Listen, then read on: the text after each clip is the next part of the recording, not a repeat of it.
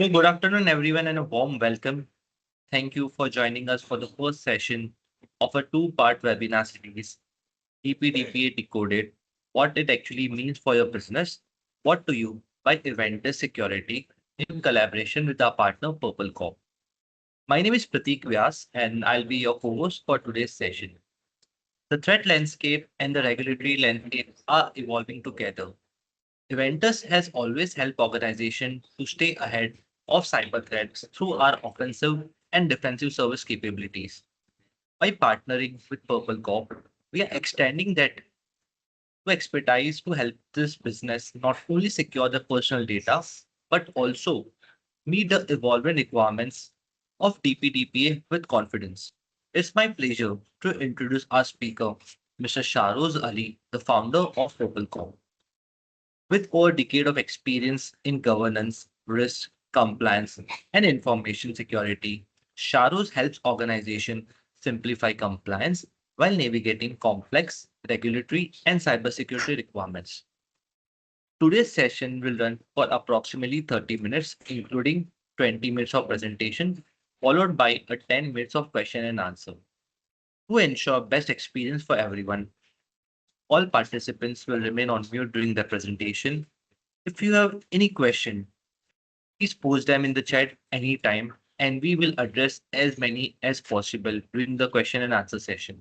If we are unable to answer any of your question today, I assure you that we'll be happy to follow up with you over the email after this webinar. With that, let's get started and over to you, Sharus. Thank you so much. Thank you so much, Prateek, for this lovely introduction. Hello, folks, for coming up over here. So this is a DPDPA section. As you know, when you talk about globally, there are a lot of privacy compliances. When you talk about GDPR, it is very much popular around those companies who are handling the data of European and UK citizen. As in, if you go with Middle East, there are PDPL. So the law of land in India is DPDP. What we are covering in this session is like what is DPDP, the key roles, the terminologies, which business are affecting, the misconceptions, the penalty structure, which is very important for CFOs, CXOs, and CIOs. 8 core obligations. I'll just going to show which DPDP is there, how you are maintaining your data inventory. What is ROPA, record of processing activity, which is a main document when you talk about any privacy compliance, consent architecture, DSR workflow, your purpose limitation in practice, your retention and deletion schedule as well. So these are the things which we are going to concern in this session. So first, when we go, what is DPDPA? DPDPA is basically Digital Personal Data Protection Act. What is digital? For example, if you have an office and you have a guest register, and in this guest register, you are maintaining all the guest name, phone number, and all the details. And if this register is not digitalized, like if you are not storing this data in the systems, it is not comes under DPDPA. So whatever thing is digitally stored in the systems, they are come under DPDPA. And once you store, how you are collecting, how you are processing, and when you are deleting, this is something which is digital. Personal, as we all know, your email, your phone number, your PAN, your Aadhaar, your address, your location, your biometric, all these things are personal. And protection is something where we need to protect the data. So the companies who are getting these type of data, they need to protect, and they are legally bind through the DPDP Act that they need to protect your data. And you also have a right, if they have your data, you have a right to get that thing, that you can access the data, you can simply modify the data, you can withdraw the consent. So all these rights will be entertained by the company. DPDP introduced on 11th of August 2023 by the government. On November 2024, we get our first draft. Draft means there are some sort of rules and regulation which is published by the government, how you are going to follow that. And each and every organization comes under DPDP Act, whether you are running a coaching, whether you are running a shop where you are storing the data, whether you are running a company. So definitely you have the employees data, you have the vendors data. In late 2026, maybe in November and December, the data protection board is to be constituted, and all the things are coming in practical, all the things are coming in shape. In 2027 March, you need to be get compliant with the basic DPDP thing. Now, there are the three key roles under any privacy act, and especially in DPDP, you will find it very interesting. First is the data principal. Who is the data principal? Data principal is the individual, whether it is he's your customer, whether he is your, you can say whether he is your employee, whoever it is. So this is something which is like the data principal. Data fiduciary is the company which collecting the data. Data processor are those who are processing the data on the behalf of company. Take an example of Amazon. So when you are talking about Amazon, you are purchasing something. When a person is purchasing something on Amazon, he's just simply give his data to the Amazon. So Amazon is a data fiduciary. The person is the data principal, and who is the data processor? The you can say the delivery partners like Blue Dart, ExpressB, even the payment processors like PayPal, Razorpay, they are the person who are processing the data. Okay, so the companies who are processing the data are the data processor. The companies who is storing the data are the data fiduciary, and the data principal are the individual, whether it's your customer, vendors, employees. So these are the three key terminologies which you need to keep remember when you are working with DPDPA. Now, there are some other terminologies which you need to be familiar when you are going with this DPDPA compliance. Personal data, as you all know, your your date of birth, your email, your biometric, your PAN, Aadhaar, all are comes in personal data. Consent is something which a company, if you are running a company, you need to take a consent from the data principal that give me the consent that I am taking your email ID for the marketing purpose. Give me the consent. The consent should be very clear, and consent can be withdrawn anytime. Any data principal can come to the company and raise that I don't want you to approach by me through the marketing mails. So he want to withdraw his consent with a certain timeline. You need to do that thing. Sensitive personal data is something when you are going for a personal data, name, email is something like that. But when you talk about sensitive personal data, it is something like related with your health, related with your finance, related with your biometric. All these things comes under that. It is a category where you need to do too much security, and you need to take care of that sensitive personal data. DPB is a data protection board, which is going to be in November or December. It is constituted.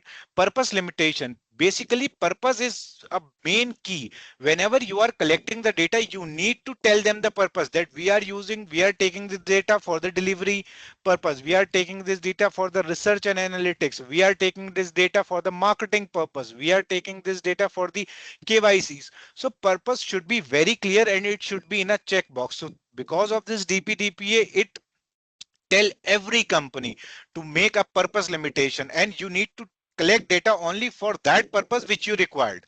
There should not be for every purpose. I am just taking the email for everything. Whatever purpose you need, you can do that. Now the next is significant data fiduciary, which everybody understand SDF. SDF. So what is SDF? SDF is something which have the highest burden of DPDP compliance. They need to do data impact, data privacy impact assessment at a regular interval. They need to hire a data protection officer as well. Currently, till that November 2024, there is no draft which is specifying any SDF legally. But as per our understanding, because we saw other privacy laws as well, SDF are those who are getting, all the data in bulk, like e-commerce industry, like Flipkart, like Amazon, like other big and those industries who are containing sensitive data as well. Sensitive data like Aadhaar, like biometrics of the people, like health data. So these are the things which is going to explain in that scenario. The next one is that companies, for example, there are some B2B companies who always say that generally B2C are come under DPDPA, we are B2B. Why we need that DPDPA? As I told you earlier as well, you are handling employees data, which have salaries, which have insurance, which have PAN Aadhaar, you have client contact details, you have vendor and partner contracts and agreements, which have all the vendor database, vendor address, your procurement contracts, your consultant agreements. You have somewhere around sampling data as well for the customers. You have prospects and leads from the marketing events as well. You have all the user access logs as well, which is going around. You also do background verification, which is very sensitive data for any sort of employee. So when you have any data of Indian citizen, you comes under DPDPA. The common misconception which you have that we have only employee data. DPDP does not apply. So as I told you earlier that if you have employee data, DPDP is something which is there. We are pure B2B company. We are pure B2B company. We deal with companies only. So as I told you, if you deal with companies only, definitely you have vendor representative data, clients data, POCs and all those kind of things. So definitely you need that thing. We are a small startup, penalties will not apply. Definitely when you talk about penalties, the penalties is not going to apply at that level, like 250 CR to you, but there should be a certain level of penalties, because if a company start with 10, 5, 6 employees, definitely it is not exempt by the DPDPA. In somehow you are collecting your employees data and other customers data as well. The another myth is ISO 27001 and SOC 2. Generally you find companies who are related to IT that they are 27001 certified, SOC 2 certified, they have QMS, they have ITSM. So when you talk about privacy, the part of the privacy is the consent. When you are taking consent from any data principal, there should be a retention and deletion. You cannot keep data forever. So that period should be there. The DSR should be there. So it's have an entirely different controls. It's an entirely different framework when you talk about privacy. Someone said like we store data on servers who are abroad and India law cannot reach. So when you are doing cross border, you know when you are doing cross border, the best thing is that you are in that DPDPA compliance, because when you are giving Indians data to any other country, you comes under DPDPA. And the other thing is that you cannot keep data forever. Currently, because of these some articles, it is not mentioned the timeline, but I will give you a tentative timeline how you can keep the data, because generally we get what type of questions, that if a data principal come and tell us that I delete my data, he just give you the request. So you already have to retain, because in some CRM there is no like that you can delete the data before 7 years. So every central or state law is above DPDP. You can kept the data, like for the GST invoice you have customer details and all, and you need to kept this GST the data, financial data of that customer for at least 7 years regarding with the GST. So that's the thing. Now, this is the penalty structure, how you are going to go up with the penalties. Like this is sort of per violation. Okay, 2 for 50 CR, 200 CR, and this is another 200 CR. So failure to implement reasonable security safeguards to prevent personal data breach. So for example, when you talk about DPDPA, the only thing is going to come up like you need to go with the basic cyber security hygiene, which is very, very important. So generally the companies who have basic cyber security hygiene like ISO 27001, you need encryption, you need access management, you need MFA. So these kind of basic cyber security hygiene is the backbone of DPDP or any other privacy compliance. Okay. So the only thing is that when you don't have any basic level of cyber security, it is very dangerous for you. So you will get a penalty of 250 CR. The second is to failure to notify the board and affect data principal on a personal data breach. Like if any sort of data breach happen, and after 6 months a whistleblower and come and he just complained in the board and tell that yes, that data breach happened. So whenever any data breach happen, you need to inform to the board, plus you need to inform to those people, to those data principal, to those people whose data are affected. This is very, very important. If you are not able to do that, you will get 200 CR penalty. The third one is breach and additional obligation related to processing of children personal data. Children personal data is very, very sensitive. Whenever you are getting children's data, don't go with the marketing ads which is targeted to children. Don't forget to take the consent from their parents. It is very, very important.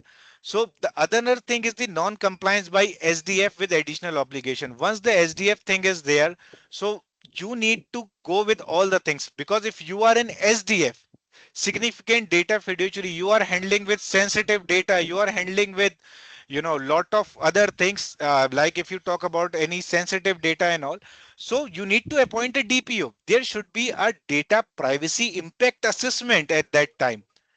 So this is all about thing which you need to get comply according to the section 10. If you are not applying, if you are an SDF and you are not applying those things, those parameters which SDF need, definitely the penalty will be 150 CR. Now the third is breach of voluntary undertaking. This is something which is a kind of trap as well. When you have any sort of breach, then the board will come and say, okay, give us an acknowledgement that you are going to get all these things, all these, whenever this breach has happened, we are not imposing that penalty. It is something like that, that where we are going to simply, put that data thing, like we just stop the inquiry in that scenario, and you just give us the undertaking that you are going to solve the details in that scenario. So all the things which you are going to do, that you don't have to sign anything for that scenario. First consult with the consultant that what are the parameters we are going in that scenario. So breach of any other provision of the act rules made under that. So it is the 50 CR penalties for all sort of rules which they made in, like you have to maintain the ROPA, you have to maintain the DSR, you have to go with the breach management, you need to go with the vendor processing. If any vendor is handling your PII, you need to do that thing. So all these basic things you need to do that. Okay. So when you talk about any breach happen to that basic category, 50 CR is there. 10,000 is for the data principle. If someone is coming in the DSR and giving you that sort of impression, if they are just, putting any false query for, for kind of grievance, for kind of access, for kind of change, the penalty is 10,000 to that data principle. It is because that people don't get used to for the DSR. If they genuinely need that any sort of request, then they have to go. Otherwise, if there is any wrong intention or wrong thing is fine. So according to the section 15, the 10,000 CR is the penalty. So it is the penalty structure which is giving under DPDPA schedule section 33. Now, these are the 8 pillars. When you talk about DPDP Act, these are the 8 basic pillars which you required. First is the lawful processing. Definitely, you need to get a checkbox before collecting data. It should be lawful. It should not be buried in TNC, but it should be very clear. There should be purpose limitation. When you talk about any purpose limitation is something that it cannot be used for different things. Like I take any email data for, like there is an example that for the emergency contact of employee, you are using it for the performance monitoring. You get the email ID and data for the research analytics, you come up with the marketing campaign. So you cannot use it. The purpose limitation should be there. Data minimization should be there. It is not like that someone is go up, for your newsletter sign up you need only email, but you are, for the newsletter sign up you are also getting the DOB, phone number, address. If someone is coming for the marketing, you are also sharing all, getting other details as well. In earlier times, you will find if you download any application from Play Store, like an application generally, on earlier days we don't have that flash option, so we downloaded an application which is called Torch. Once we click on that application, he download that application, they will say access of your contacts, access of this, access of that. It's no longer be an option. Whatever you required, you are going to do that thing. Data accuracy should be there. If any employee address any sort of change in this data through your DSR portal, you need to update that. Storage limitation is there. You should store the data as per the limitation. It's not to be lifelong. For example, the general practice is that if you generally, every company need people, every company need employees. For getting the employees, they need the resumes. So for getting out these resumes, they have to store that resume for a very long period. So at a general practice, it's 12 months. There should be a security safeguard. As I told you, ISO 27001 is something, or any basic cyber security hygiene is something which is very necessary, like encryption, like role based, like MFAs, like your protection of your critical crown jewels. And if you are a company who deals in, BSFI sector, you need a regular pen test as well. So these things are very much necessary. Seventh is the data subject rights. Whenever you have the data of customer, your vendor, your employees, whatever data you have, you should have a data subject right portal where he can come and access his data, correct, do the grievance, do the portability, whatever it is. Whenever he just put any sort of request in that data subject rights portal, there is an SLA. Through that SLA, you need to honor that SLA as per the DPDP. And the last one is the accountability. Definitely, you need to appoint a DPO. If you are a SDF, but if you are not an SDF, you need a privacy nodal officer. At least you need owners where the data is stored. So definitely in the ROPA, ownership accountability is something which is also a column which you need to fill. Now the next point is data inventory and ROPA. So when you talk about data inventory and ROPA, what is data inventory? Data inventory is simple, where the data lives. So whenever you talk about data inventory, the thing is that every personal data which you have in your system, first it should be classified. You need to understand in your data inventory that which data I am possessing. What type of data is there in the HR? These are the things in the CRM. These are the things in. So you have certain sort of like 100 assets. So you need to categorize. Then in these assets, I have these kind of data. So for this, you need to create the whole data inventory before the ROPA. So you understand that my this type of data is reside in that certain data inventory. The next one is the ROPA.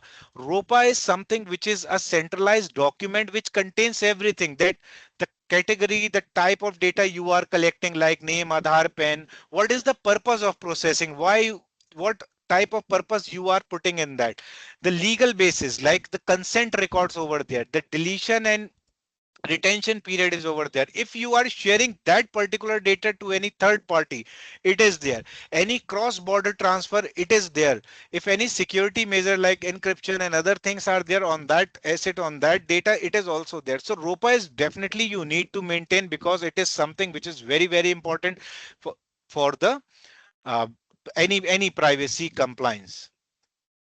So what is consent architecture under DPDPA?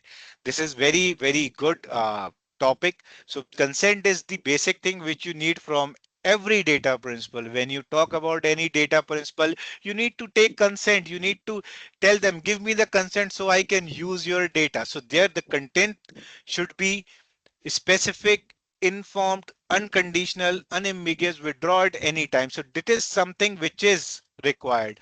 What is a valid consent? Valid consent is separate, standalone checkbox per purpose. Like if I am using this data for research and analytics, I am using this data for marketing. So I have two separate boxes, and the data principal is going to click those.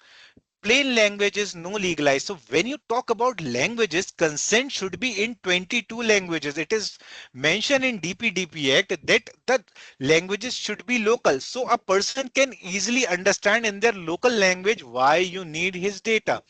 Clear description, what data and why, what type of data you are requiring. If you are requiring this email, what is this for? This is for the newsletter update. So it is definitely should be mentioned. One click withdrawal mechanism, like if you want to, if he want to withdraw the consent, there should be a DSR. With one click he can put that withdrawal mechanism and the process will start. Timestamp consent record stored, like once I'll give the consent. So what is consent? Basically someone come on your website. Okay, someone come on your website and filling all the details in that scenario. So when they fill the details, there should be the consenting. Once they click the time, the date will come, and the retention deletion according to that is also calculated and come. So this thing you need to store that. You can collect consent from various channels, whether it's SMS, whether it's WhatsApp, whether it is the emails.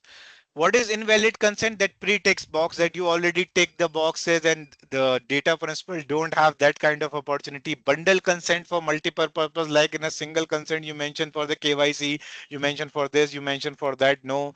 Buried terms and condition, it is not like a thing. It is buried terms and condition, and there are a lot of things and legalized things. No withdrawal options. Like someone if give you the consent, he don't have any withdrawal option. He has to be that withdrawal option. Verbal consent with no record. There should not be any verbal thing is going to be in that scenario. So what is valid and invalid consent? I think it's very clear to you guys. This is a very important thing when you are taking the consent. What are the technical requirements? Definitely, when you have a big data flow of consents, you need a consent management platform. There should not be a granular consent per data category. Okay, so that is something which you need a granular consent. The versionized consent should be there. If you are changing any sort of consent, any changing in the retention period, any changing in that scenario, you need to inform that. You need to link the ROPA, each record which is tagged in consent. So ROPA is a basically record of processing activities. In that document, when anyone will give the consent, it automatically fetch into the ROPA. It's easy for you to maintain the data subject, at what kind of data you are getting, who is processing, what other details, who is the owner. So that is something. You need the audit log as well. You need to take at least 3 years of audit log if someone is giving you the change in consent, withdraw, or any kind of thing. So who, when, what, which channel, you have all these records. This is very, very important when we come for the audit, or any Indian government come for the audit. So what is a DSR workflow? What is data subject request? I want to clear one more time. Data subject request is something when any data principal want to access his data, like if they want to access his data, if they want to change his phone number, if they want to put any grievance, if they want to do any portability, if they want to tell you just withdraw my consent, whatever thing he want, because he is the owner of his data. So whatever things he want, there should be a portal, there should be a link where he can come and he can acknowledge. He can just simply write his all details, his all thing, and it will create a ticket in that scenario. So this is a kind of portal where every data principal come and give his things regarding with his data. So for example, acknowledgement of the receipt you need to do within 72 hours. It is mentioned in draft. Like if someone put any data principal give you that I want to access my data, show me what you have. Just correct my data. So you need to acknowledge it within 72 hours. Right to access, if we want to see the summary, what personal data you have 30 days for that. If there is any correction, if there is any inaccuracy, you have 30 days for it. If they want to erase his data. Now if you talk about erasure of the data, generally you say, okay, I have the data, I have the financial data, I have this employment data, and he want me to erase. So should I erase? You can stop the processing. But if you talk about any financial data in the GST income tax, there are some central and state laws which tell you to hold the data for 7 years, for 5 years, for 3 years, according to labor law and all these things. So you are bind to them. Okay, you are bind to them. So it's not like that you are going to erase all the things if it is required. If the purpose is solved, if the thing is solved, definitely you can do that. Acknowledge if there is any sort of grievance, you need to acknowledge within 48 hours. It is only the acknowledgement in these two cases. Yeah. Okay. If there any receipt will come, it will be 72 hours. But if the receipt is for the grievance, it should be 48 hours. Any response, any resolve queries, you need to do in 30 days. Any processing or withdrawal thing, you have 30 days as well. Now, what is the purpose limitation in practice? What is okay, what is not? As I told you about the purpose, that you cannot go with, like you just take it for one purpose A, but you cannot use it for the purpose B. Every purpose should be identical and should be separated, and you need to take consent of every purpose. Like collect delivery address for shipping order, use that address for future marketing without fresh consent. This is not good. This is not good for you. So whatever you are taking the delivery address for shipping, only use it for shipping. If you want it for the marketing, make the another purpose box and take the consent. Collect employee phone number for emergency, using for performance marketing. Collect prospect email for webinar, using marketing. Process payroll data, share with the third party. So you cannot do this. If you are want to do this, you just need to take consent, and it should be a different purpose, a different box in that. These are some of the example with the retention period, which generally we ask for the B2B and B2C. I want to give you some examples in that scenario, like your employee's personal data, your duration of employment plus, 3 years, Your employees data after the exit, 3 years because of labor law and the PF client context. It's ongoing business relationship. Once the relationship is off, the purpose is solved, you can delete it. CRM data, if the no ongoing purpose, you can do it in 12 months. Vendor and partner, you can take it contract plus 1 year. If, for example, if there is any dispute in that contract, if there is any dispute in that vendor thing, you can, do that scenario. Now, the other thing is the BGV records. When you talk about background verification, so definitely if there is any dispute, then you can take more than 2 years. CCTV is generally 30 days. Customer KYC is duration of the contract plus 5 years because of the anti-money laundering, RBI and other things as well. E-commerce orders and transaction histories for, just like for 7 years because of GST and all that. Some of your CRM, some of your ERPs like SAP and all, they don't have any options to delete. They have the option to inactive. So you have definitely in this market campaign, relation plus 2 years, your marketing leads which are not converted, it should be deleted in 12 months. That is the best practice. Currently, there is no defined things comes from the DPDPA Act as of now, but this is the best practice which you need to follow. And definitely, maybe in this year, you will get something which is much more broader and clear in that perspective. App user activation 6 months, when if they deleted the account, that's the thing. Website visitors, social media followers, and these are the certain basic notes and the retention period which I just say in that.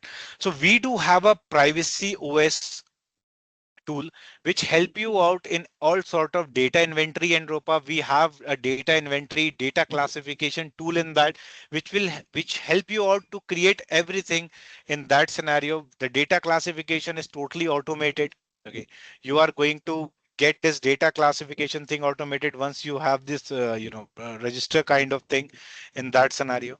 So yeah, you have all these things over there, and we can give you that scenarios and all the things in the privacy OS where you are going to take this.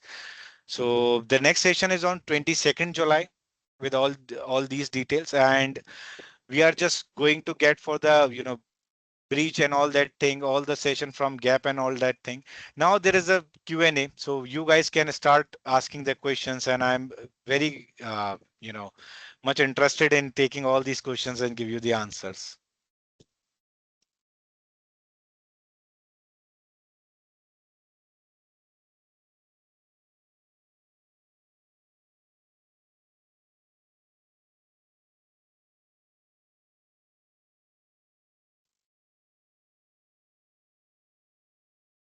Anyone who has any question can please mention it in the chat box, and Shalos will, pick up pick few of those. And then the remaining one will respond it back over Yes. the email. So Shalos, I guess there are certain questions, if you can just pick a few of those. Yeah, for sure, for sure.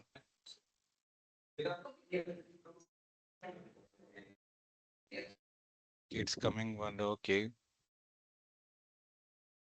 So how many purpose? So when you talk about purposes, there are 10 purpose which is already defined, but there is no maximum and minimum. There are 4 categories of purpose. You are just going to get the details in that scenario. So you can identify the purpose and other things as well in that scenario. And I will just share you the details what purposes should be there in that. Yes, recording is also there on our YouTube channel. We will share you the link. No, it is not applicable, Siddhi. No, when you talk about applicable, it is only applicable to the PII data. So when you do data classifications, you will get what is the PII data, and you will definitely know that these are the PII things, and you are going to get in that scenario. So when you talk about yeah, terms and condition will not going to be enough for you. So you need to be have somewhere around purposes in that scenario, that you need to define the things in consent, that whenever you are taking consent, it should be a tick box and everything. So 27,001 for the Bhanu Pratap. So 27,001 will you have 27,001 that cover our DPDP obligation. No, Privacy Act is totally a different scenario. It is totally a different ball game. You need consent management. You need other things as well when you talk about privacy. What about sole proprietor vendors? What about sole proprietor vendors when their personal details are the same as business address? How do we treat the data? How long we can retain the data? So if you are a sole proprietor, if you have the details, definitely you need to keep those details. And if you are storing that details, the basic level of cybersecurity hygiene you need to, provide to that system. If you are digitally, the access management means everybody cannot access those things, and you definitely take the consent from those. Consent can be like if some employee is joining your organization, so you should have a form on that, like HR joining form. In the HR joining form you can put all these consent, and you can put all these detail in that scenario. And once this consent is done, you can scan the copy and store in that place where you are storing. It should also be like everybody cannot access that. You have a basic level of security safeguards over there. If you are a sole proprietor, definitely you don't have a very large number of data. Is there any timeline given implemented to DPTP? Yes, there is a timeline. When you talk about timeline, you need to get this implemented in the November session, because in the November you are getting all the details, regarding with the DPDP. In 2023, they just enforce the act.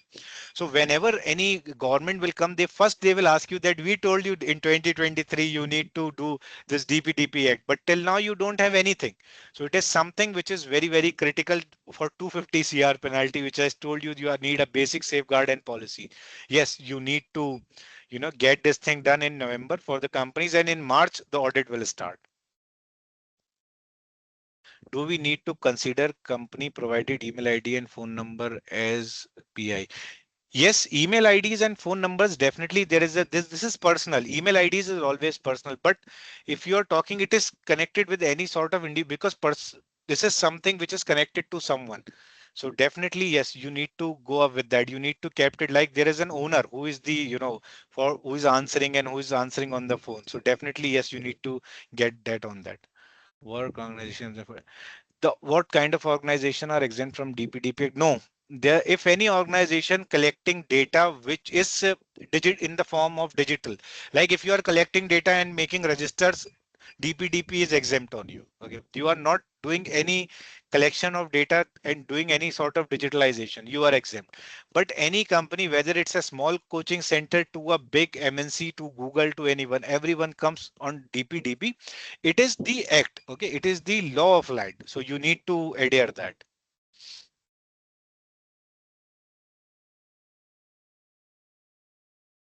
I mean to us. So when you talk about vendors who are sole proprietor, if they are handling your PII, there should be a proper Bhumi. I'm answering you.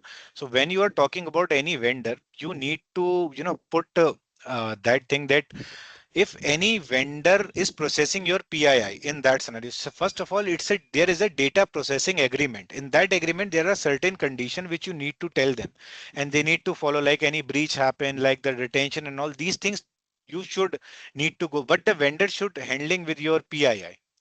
That is something which is necessary. Whether he's a sole proprietor, he is that it doesn't matter.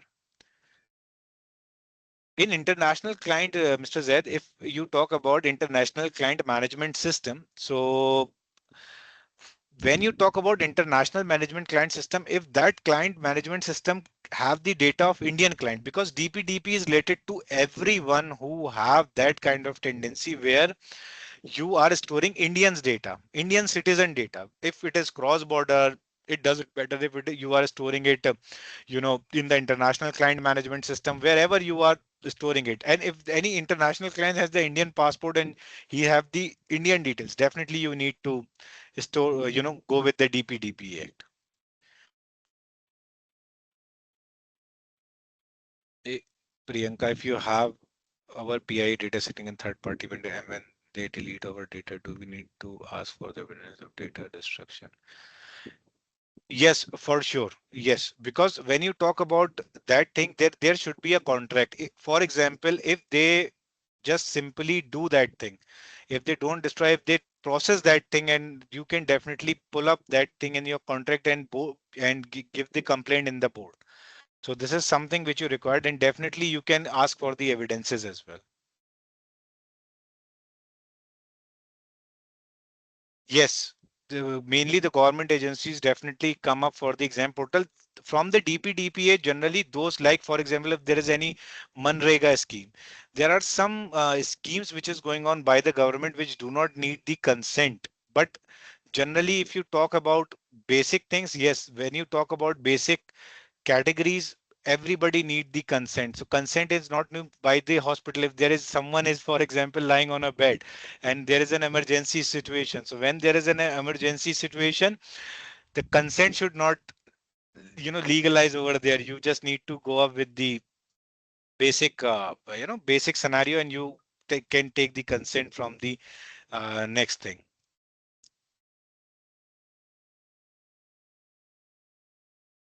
Check.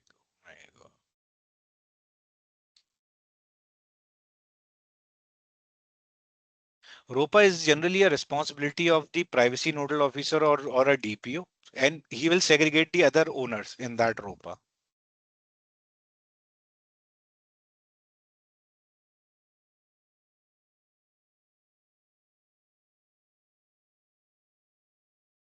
Is there any other checklist to meet DPDPA compliant? Yes, we do have a checklist, and definitely after our second session, we are going to share you that checklist as well. No, edtech is something which is very critical because they are handling with children's data. So yes, they need to do, they need to come up with that scenario where they need to safeguard it and check all the consent regarding with the, you can say that their parents consent is should be there.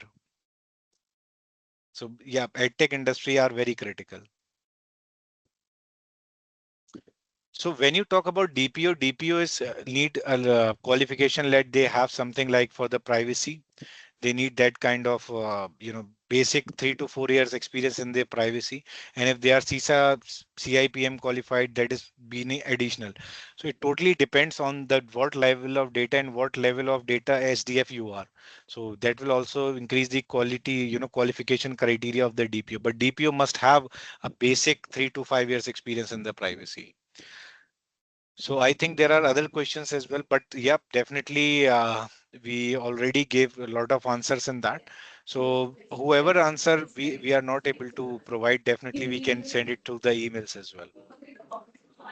Yes, yes, yes. I think that's perfectly okay, Sharas, because we see a lot of people asking very good, interesting question. So it would be better if we connect with them one on one and help it to address it individually. Okay, so with that, I think let's end this webinar. Thank you so much, Sharu, for such an insightful and practical session, and thank you everyone who joined us today. We hope today's session has helped simplify the fundamentals of Digital Postal and Data Protection Act, provided you with a clear understanding of what organization needs to do to begin the compliance journey. If we couldn't address any of your questions, I'll assure you that we'll follow up with you over an email with the responses. Participants who attended today's session will receive the certificate of participation over the email. The certificate is eligible for one self-reported CP credit with ISACA, ISC Square, and IAPP. As a reminder, this is the first session of our two-part DPDPA Decoded webinar series. Registration for the second series will open shortly, and we'll share the details with you. On behalf of Eventus Security, thank you once again for taking out time to join us today, and we truly appreciate your participation and look forward to welcoming you again for the next session. Um, in the meanwhile, if you'd like to discuss your organization's DPDP readiness or have any follow-up questions, please feel to, reach out to us or just mention it in the chat box and we will reach out to you for the same. Thank you once again for joining us and wish you a wonderful day ahead.